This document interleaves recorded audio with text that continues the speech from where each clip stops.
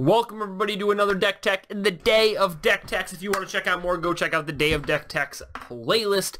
It's the day after the Marvel banning in Standard. We got about 3 more weeks of this format, so I thought I'd give a rundown of all the main decks that I think are going to be in the meta, how to beat them, strengths, weaknesses, etc. So this is the Temur energy deck I used to win one of these babies.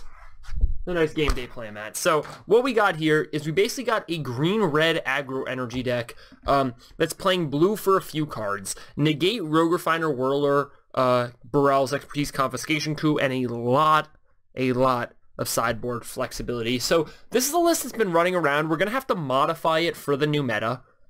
What I would say is that Essence Scatters instead of Negates are going to be important.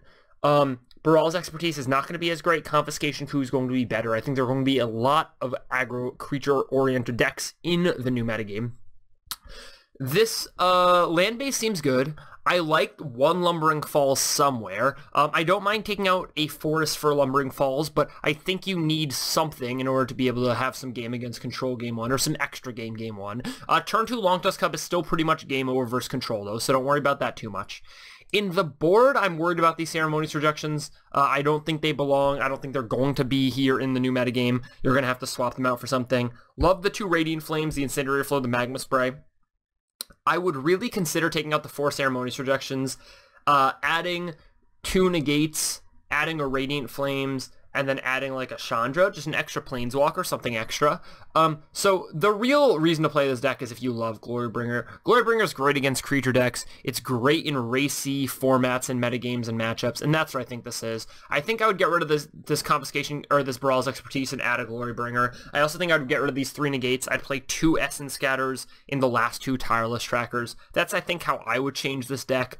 But I think it's sweet. I did win a game 2 with it. A lot of flexibility. You can play Elder Deep Fiend if you want to, right? You can go up to 8 Magma Sprays and Shocks if that's the thing you need to do. You can go up to 4 Radiant Flames if Zombies is huge. You have a lot of flexibility here, up to 4 Trackers, up to 4 Hydras if you think you really need to beat the Control matchup. So a lot of room for metagaming here. Unlike the Zombies deck, which is pretty much set, this deck has a lot of room to maneuver, and I love it about that. So, or I love that about it, I should say. So thank you so much for watching.